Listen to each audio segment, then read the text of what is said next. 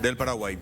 Todo bien, vimos chicos que retiraron hoy ya sus útiles escolares, supongo que en la mayoría, si no en todas, en donde yo estaba al menos vi mucho de esto, pero quiero que vean este material que preparó el compañero Iván Páez, que si bien arranca oficialmente las clases, el sistema no alcanza a todos y no se puede garantizar algo que incluso está en la Constitución, que todos niños y niñas tienen que tener escuela y que las escuelas estén en buen estado y que tienen que tener todos lo necesario, útiles, meriendas si es necesario.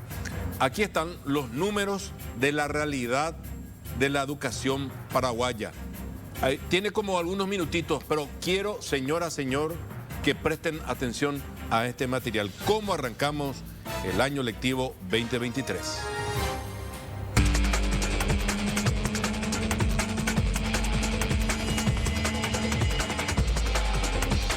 Inicia un nuevo año lectivo en Paraguay, sin que el sistema alcance a todos y sin que se pueda garantizar una educación de calidad para los niños y jóvenes de nuestro país.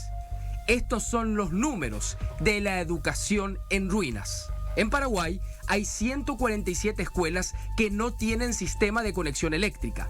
Es decir, los alumnos deben dar clases a oscuras, sin comodidades básicas o simplemente a la intemperie. Respecto al abastecimiento de agua en las instituciones educativas, 163 escuelas no tienen servicio de agua potable.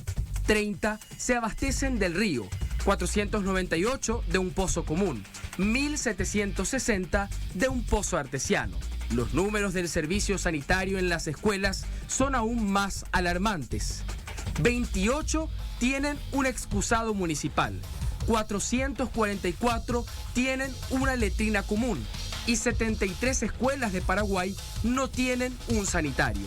En nuestro país, de 7.105 locales escolares de gestión oficial, el 45% requiere una intervención por peligro de derrumbe o por mal estado.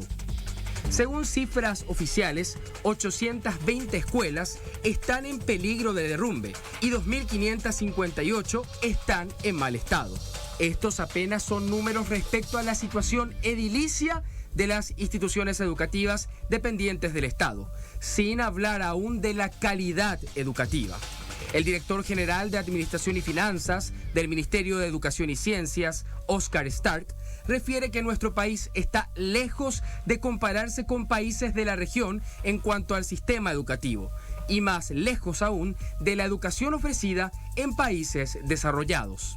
Nosotros, el Ministerio de Educación y Ciencia, necesitamos aproximadamente 410 millones de dólares solamente para reparar las instalaciones edilicias actuales, ¿verdad? Sin tener en cuenta la necesidad que también existe de construir nuevos espacios como comedores, espacios para primera infancia, para aulas también en los casos que crece la matrícula, ¿verdad? Entonces, solamente para hacer reparaciones necesitamos 410 millones de dólares y eso se viene acarreando ya hace muchas décadas y eso se refleja en la realidad de la infraestructura escolar. O sea, actualmente hay más de 12.000 aulas que están en malas condiciones, hay más de 3.000 baños que están en malas condiciones, la mitad de las instituciones tienen baños que están en malas condiciones. Hay inclusive algunas instituciones que no tienen servicio de agua o no tienen sanitario, hay 444 instituciones que tienen letrinas.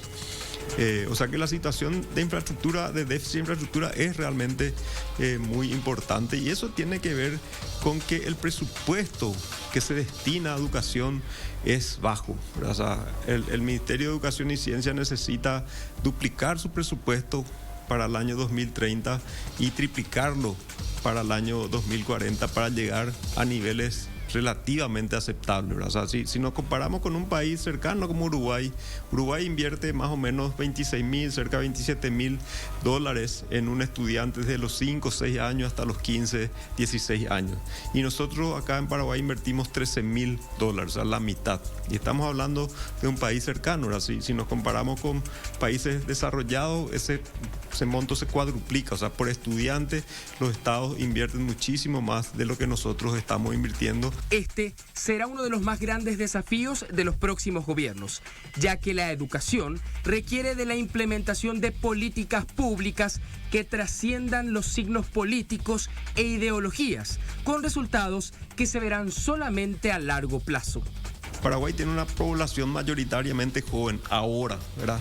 El famoso bono demográfico. Por eso nunca va a tener más impacto aumentar la inversión en educación que en este momento. Porque ahora se va a aprovechar estos 1.500.000 chicos que están en el sistema educativo, van a aprovechar esto y dentro de 20, 30 años eso se va a notar en nuestra economía, en nuestra sociedad en general, ¿verdad? Porque la educación no solamente genera una mayor capacidad de producción económica, sino que genera mejores ciudadanos y también genera mejor calidad de vida para todos, ¿verdad? O sea, una mayor justicia social, digamos. Entonces, tiene un triple impacto de alguna manera la educación. Y solamente se va a conseguir invirtiendo más en educación. No hay ninguna inversión más rentable, más aún en un país con población joven como la de Paraguay, que la inversión en educación. La Organización de las Naciones Unidas para la Educación, la Ciencia y la Cultura recomienda que los países inviertan el 7% de su Producto Interno Bruto en educación.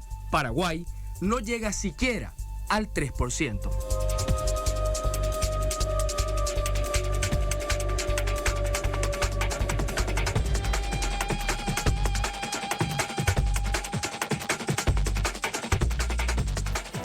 Bueno, esa es la cruda realidad. Después todo lo que se diga va a ser discurso, bla, bla, bla, bla, bla, bla, o excusa. Escuché hoy que en una de las escuelas donde se hace el inicio oficial estuvo el ministro Zárate.